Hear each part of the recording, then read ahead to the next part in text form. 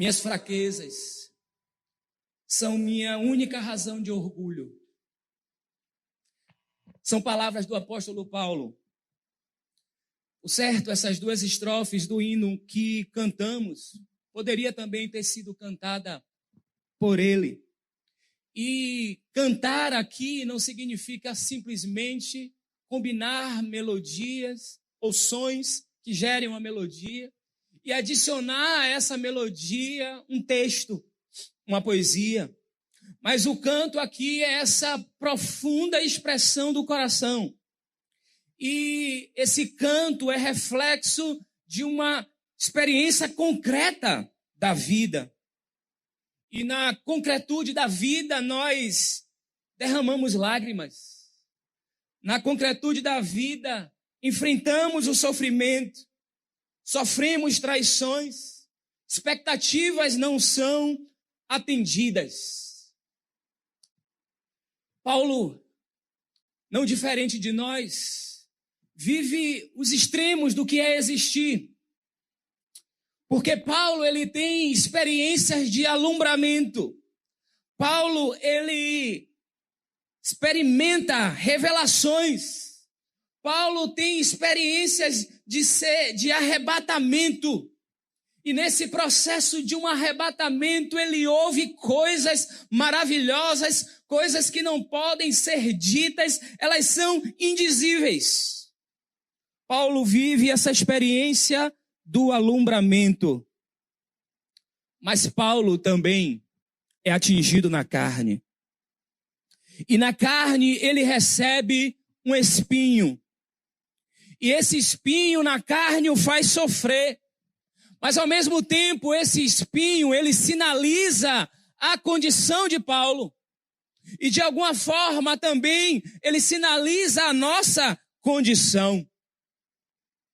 É importante, irmãos e irmãs, queridos que nos acompanham, nos assistem, lembrarmos que Paulo, ele não pediu essas revelações. Ele não pediu para ter revelações. E ele as recebe. Ele recebe as revelações que ele não pede. Ele mesmo diz no início do texto, e nós estamos aqui assentados no texto da segunda carta aos Coríntios, capítulo 12, ele diz que recebeu do Senhor. Paulo não pede esses apocalipses, porque a palavra revelação, a palavra que está no texto lá, na língua original, é apocalipse. Paulo não sai pedindo as revelações, mas ele as recebe do Senhor. Mas é interessante observarmos, irmãos, que Paulo também não pede o sofrimento. Paulo, ele não pede a dor. Paulo não é uma figura fragmentada nas suas emoções e que quer fragilizar o seu corpo e imputar ao seu corpo a dor como um masoquista, não. Paulo, ele não pediu a dor. Paulo, ele não pediu o sofrimento. Paulo, ele não pediu o espinho. E a narrativa bíblica nos informa que foi um mensageiro de Satanás. E a palavra hebraica, Satanás, é essa ideia daquele que se opõe, de um obstáculo que se coloca diante de nós, de uma força que tenta nos limitar e nos parar. É essa força de oposição. E vem um anjo de Satanás, um mensageiro de Satanás, para impingir um sofrimento a Paulo. E é importante a gente observar que a expressão, se fôssemos traduzir literalmente aqui, o que em algumas traduções foram colocadas como atormentar, algo que vem me atormentar, algo que vem me fazer sofrer, me golpear, mas a expressão literal é ser golpeado com um punho. Paulo é esbofeteado ou golpeado com um punho por um mensageiro de Satanás. E ele é golpeado fortemente. É essa a impressão. O texto deixa evidente a experiência do apóstolo. Paulo, então, recebe um espinho na carne. E nós não discutiremos aqui nessa manhã as possibilidades de interpretação para o que seria esse espinho na carne. E o que fica evidenciado para nós, e o que eu quero ressaltar aqui, é que Paulo é alguém que recebe um espinho na carne, e esse espinho marca a sua carne, inflige dor àquele corpo, e ele quer se livrar dessa dor. Ele quer se livrar desse espinho. E muitas vezes, e talvez você e eu já tenhamos sido pela vida golpeados. Você tem recebido golpes fortes da vida. A vida nos golpeia. Essa vida que é lugar também de coisas espetaculares, das experiências afetivas, do abraço, da música, da celebração, das amizades construídas. A vida também é esse lugar do golpe. E a vida muitas vezes nos golpeia. E em alguns casos, na maioria deles, eu e você não temos explicação. Nós não temos explicação para esses golpes. Por que fomos atingidos assim tão duramente? E é fato que muitos sentem na carne o incômodo desses espinhos, ou do espinho. E o espinho é esse corpo estranho que nos causa dor e que a gente quer que seja expelido do nosso corpo. Como Paulo, nós não queremos ter o espinho na nossa carne. O hino que nós cantamos na primeira estrofe diz que as ondas de terror ameaçam me tragar. Paulo vive esse terror das noites sombrias. Paulo vive a experiência das ondas de terror, que são essas ameaças que se colocam como adversários. E aqui a palavra Satanás está apropriada a isso que estamos falando. É isso que se coloca como oposição, que tenta nos limitar, que tenta nos parar, que tenta nos tragar. Mas aí, a segunda carta aos Coríntios, capítulo 12, versículo 5, o versículo que lemos no início, Paulo diz: minhas fraquezas são o meu maior orgulho.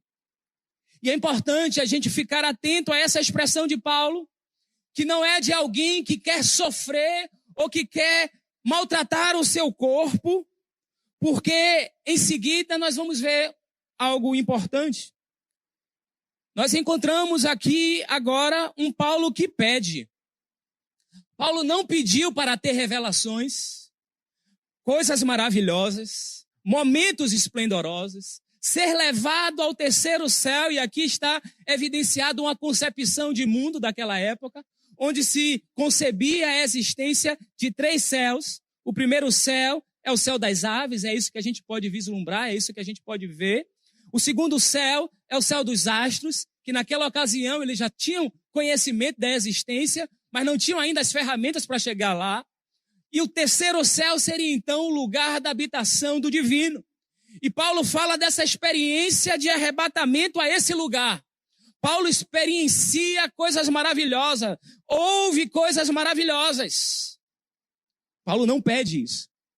Mas Paulo também não pede para que um emissário de Satanás venha esbofeteá-lo, venha golpeá-lo. Mas Paulo pede algo. Paulo pede não apenas uma vez, não apenas 2 vezes, não apenas 3 vezes. Paulo pede: retira essa dor de mim. Retira esse espinho da minha carne. Paulo, ele sofre a dor.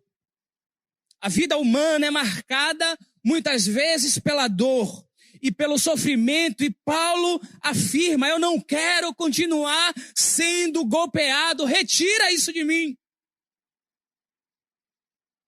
Quantas vezes você já pediu ao Senhor: retira, Senhor, essa situação. Resolve, Senhor, esse problema. Desfaz, Senhor, esse embaraço. Destrua a força de oposição. Elimine aquilo que se levanta contra mim. Quantas vezes você também já pediu? E Paulo pede uma vez e não é atendido. Paulo pede a segunda vez e não é atendido. Paulo pede a terceira vez e não é atendido. Como é que você reage, meu querido irmão, quando seus pedidos não são atendidos? Como é que você reage quando seus pedidos não são imediatamente atendidos? Como é que você reage quando essas angústias e dores não são imediatamente eliminadas? Muitas vezes nós achamos que recebemos o que não pedimos e que o que de fato nos interessa, nós não recebemos. Às vezes eu e você somos marcados por uma sensação de que há um absoluto silêncio. Quando você, como salmista, clama e parece que não tem ninguém ouvindo. E me faz lembrar uma frase do pensador francês, Blaise Pascal, quando ele disse: o silêncio desses espaços infinitos me apavora. E essa sensação que eu e você muitas vezes temos do desamparo, de que você olha e esse silêncio dos espaços infinitos nos apavora. Mas Paulo segue dizendo: as minhas fraquezas é a minha única razão de orgulho. Paulo vive como nós o extremo da existência, de termos momentos de triunfo, de celebração e coisas que a gente não merece e não pede e que a gente desfruta. Tem um livro muito conhecido do Harold Kushner, quando ele faz a pergunta, que é a pergunta que talvez você já tenha feito: por que coisas ruins acontecem a pessoas boas? E essa pergunta ela já traz alguns desafios para nós, porque quem diz que somos bons e que exista algum bom que mereça alguma coisa? A pergunta talvez deveria ser: por que mesmo não sendo tão bom, eu recebo coisas boas? Mas às vezes nós nos sentimos acuados quando estamos diante de situações traumáticas, desse espinho que nos fere a carne e que a gente fica angustiado porque quer que o espinho seja retirado, mas o silêncio nos angustia. As petições que não são respondidas no tempo que esperamos, isso nos angustia. O silêncio nos angustia. Mas a história de Paulo não para por aí. E a sua história também, ela não termina aqui. Nem a minha, nem a sua história. Porque diante desse momento onde o apóstolo vive a dureza de ser golpeado pela vida, de receber uma força contrária de oposição e de pedir uma vez e não ser atendido, e de pedir a segunda vez e não ser atendido, e de pedir a terceira vez e não ser atendido. Eis que no tempo e na hora certa surge a palavra do Senhor que diz a Paulo: minha graça, Paulo, é suficiente para você, pois o meu poder se aperfeiçoa na fraqueza.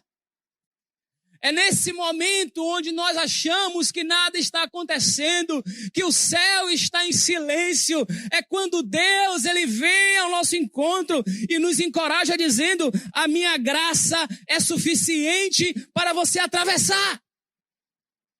A graça de Deus é esse poder necessário para enfrentarmos as durezas do dia mau. Porque o dia mau chega. O dia mau chega não apenas para os outros. Talvez você esteja vivendo a experiência do dia mau. E você tem pedido e parece que nada está acontecendo. E você pede 1, 2, 3 vezes e parece que nada está acontecendo. Mas novamente a palavra do Senhor vem ao nosso encontro, nos faz ter essa esperança viva. Minha graça é suficiente para você. O meu poder se aperfeiçoa na fraqueza. Paulo não é alguém que louva o sofrimento. Mas Paulo é alguém que reconhece que o poder e a graça de Deus, elas se apresentam nesse momento quando nós estamos fracos. E foi o próprio Paulo que disse: quando eu estou fraco, é que sou forte. Aleluia. E essa fortaleza não é a força do nosso braço, não é pura e simplesmente a nossa capacidade dos exercícios e das elaborações intelectuais ou da nossa saúde emocional, que é importante, sobretudo nesse tempo. Mas é esse poder que nos alcança, que nos encoraja, é essa força que nos faz seguir. O meu poder se aperfeiçoa na fraqueza. Caminhando para o final, irmãos e irmãs, esses dias eu pude ler alguns poemas de uma poetisa americana, nascida ali no final do século XIX, início do século XX, e que nos deixou um legado significativo. E é importante porque, quando eu falei do início de não apenas cantarmos uma melodia, uma combinação de sons e adicionarmos a essa melodia um texto, aqui também, ao citar essa poetisa americana, a Anne Johnson Flint, ela vive esses extremos da existência, assim como nós, assim como você, assim como Paulo viveu. E essa mulher, ela tem a sua vida marcada por perdas significativas. Ela perde, no período do seu 6º ao seu 8º ano, os seus pais. Ela fica órfã muito cedo, ela e sua irmã. E são adotadas por uma família, e por isso ela tem esse sobrenome Flint. É uma família de irmãos batistas, por acaso, e que adotam essas meninas. Mas esse casal também morre muito cedo. Elas ficam órfãs 2 vezes. Órfãos de pai e de mãe por 2 vezes. E não apenas isso, essa mulher, ela sofre de uma artrite poderosa que a faz perder a condição de andar. E os seus membros são atrofiados, não apenas as suas pernas, mas também as suas mãos. E é com essas mãos atrofiadas e dedos enrijecidos que ela escreve tantos poemas, e poemas que foram traduzidos em hinos, e eu queria compartilhar um deles aqui.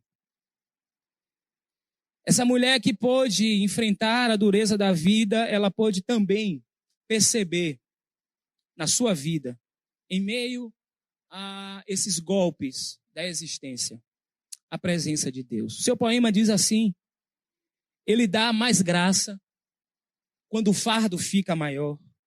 Ele envia mais força quando o trabalho aumenta. E no aumento da aflição, aleluia, ele adiciona a sua misericórdia. Quando crescem as provações, sua paz é multiplicada. E aí o que é o refrão? O amor dele não tem limite. Vai dizendo aí. Sua graça não tem medida. Seu poder não tem limites conhecidos pelos homens, pois de suas infinitas riquezas em Jesus, ele dá e dá novamente. E a segunda estrofe diz assim, talvez essa seja a sua experiência vivencial. Ela diz o seguinte: quando esgotamos nosso estoque de resistência, talvez você esteja marcado por essa sensação de que o seu estoque de resistência acabou. E ela acrescenta: quando nossas forças falham antes que o dia termine, quando chegamos ao fim dos nossos recursos acumulados, a doação total do nosso Pai está apenas começando. Glória a Deus. Essa vida marcada por essa consciência de que o amor dele não tem limites, de que a graça dele não tem medida, que o poder dele não tem limites conhecido por nós, os humanos, pois de suas infinitas riquezas em Jesus, ele dá e dá e dá novamente. É o que precisa marcar a sua vida e a minha. E foi isso que marcou a vida de Paulo. Um homem que sofreu, o homem que viveu as ambiguidades da vida, porque conseguiu experimentar coisas espetaculares. viver realidades de alumbramento e de arrebatamento, como dissemos no início. Mas um homem que foi marcado na sua vida também por um espinho na carne, mas que ouviu do Senhor, não apoiado nas suas próprias forças, ouviu do Senhor a palavra que diz: a minha graça te basta, o meu poder se aperfeiçoa nas suas fraquezas. Por isso o apóstolo Paulo pôde dizer: a minha única razão, o único motivo que eu tenho para me orgulhar é nas minhas fraquezas. Porque quando eu estou fraco, Ele me faz forte. Quando estou fraco, quando estou caído, Ele me levanta. E Ele me levanta porque a doação total dEle, quando nós achamos que tudo está acabando, essa fonte inesgotável de graça só está começando a jorrar. Eu quero orar com você, meu irmão, minha irmã, nessa manhã.